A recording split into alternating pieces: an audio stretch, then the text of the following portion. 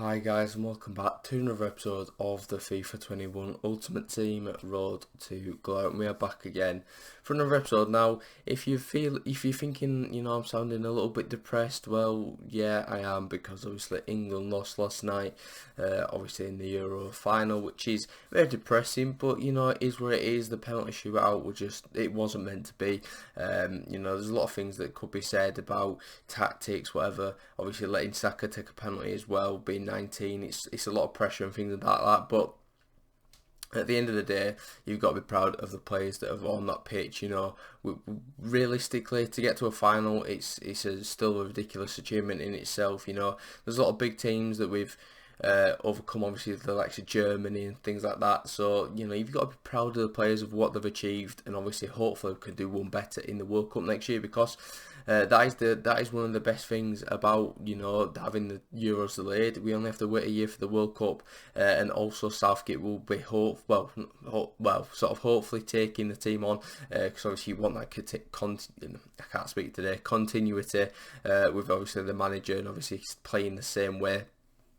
But anyway, enough about real life football, the Euros in England, and we're actually going to go obviously into some weekend league today. As you can see, we're at 2-2 in this game.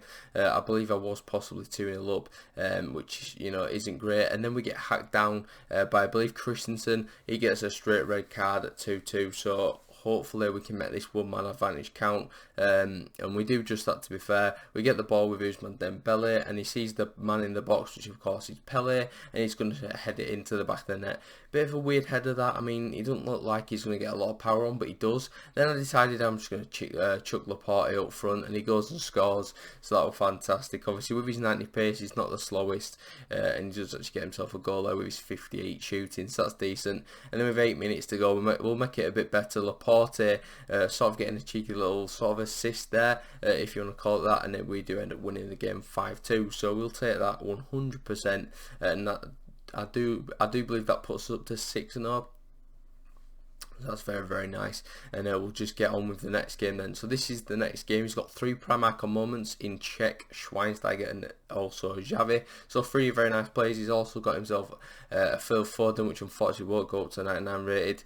He's got a Cunha at 98. He's got obviously the Marcos Alonso at 96, and also I believe he had one more. So he's got some very nice players, and we do get a penalty very early on, just 17 minutes on the clock, via a Czech sort of foul there. So can we go and slot the penalty? Well, I realise that my Ramos that we've just completed has 99 penalties, so we're going to go try and stick it in the bottom right. He dives to the bottom left, and we do go ahead and get the goal there from the penalty spot. So we're all good there. We get ourselves into the league once again. Hopefully this can be the 7-0 game.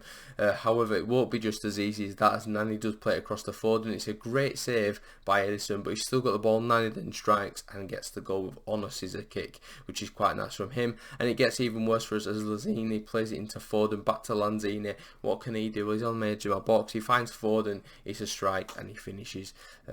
Not good. And then we get the ball. Can we get a goal back? Well, it's just shocking 1-2s. But with the ball back up, we've got the ball. It's Pele again going straight into the defender. We get the ball back again. It's Essien into Pele, and we finally get something.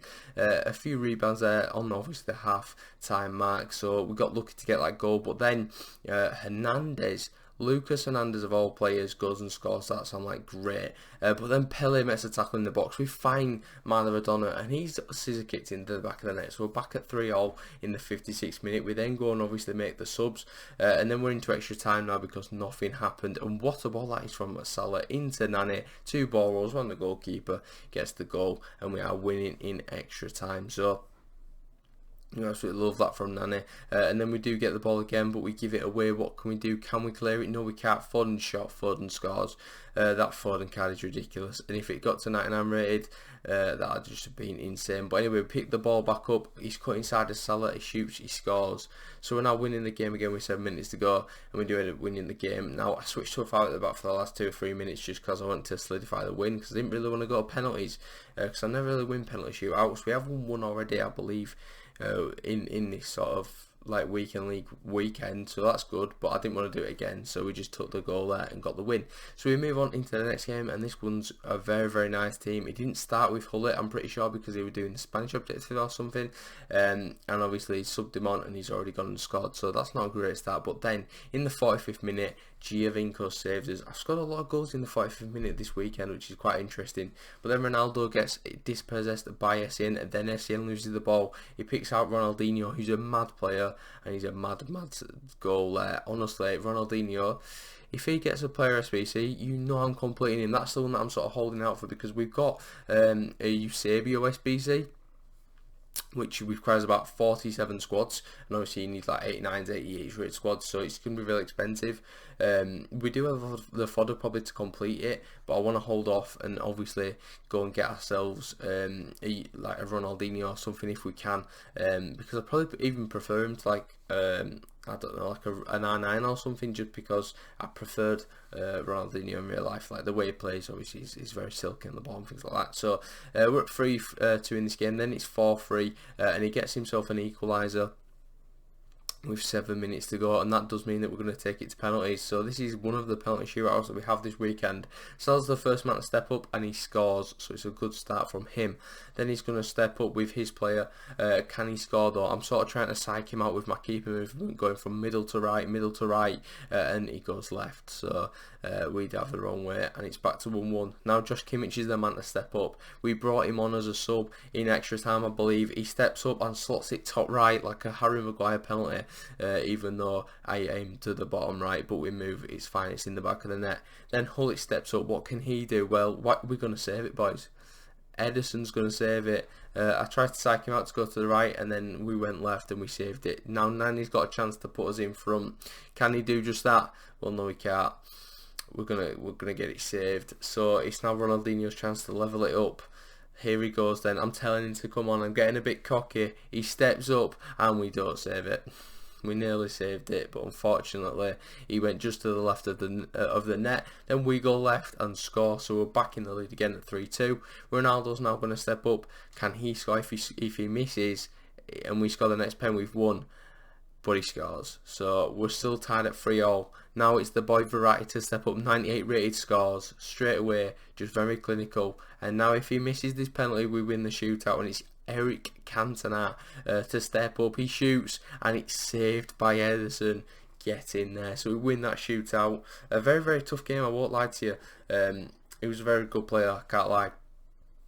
As you can see, he probably deserved it as the stats may show, but we've won the game on penalties and it puts us to 8-0, which is very, very nice. So we'll go with 2 more games in this episode, and this is one of the 2. It's a very nice team. He's got himself Team of the Year. Sergio Ramos is probably, I'm guessing, an untradeable, because obviously he's got his SPC out and such, and you'd probably want to sell it if it were tradable. So he does go 1-0 up, does this guy. He's got a ridiculous team. He's got like Red Messi and then he's got Morata up front. He's obviously doing like maybe the Spanish objective, so it's a nice team. But we're going to pick up the ball here. Verratti into Dembele, into Pele. We tried a small bridge. We get a very, very lucky there. We're going to borrow the keeper and we're going to get ourselves a goal. So we're back to 1-1 in this game, and hopefully we can protect the unbeaten record.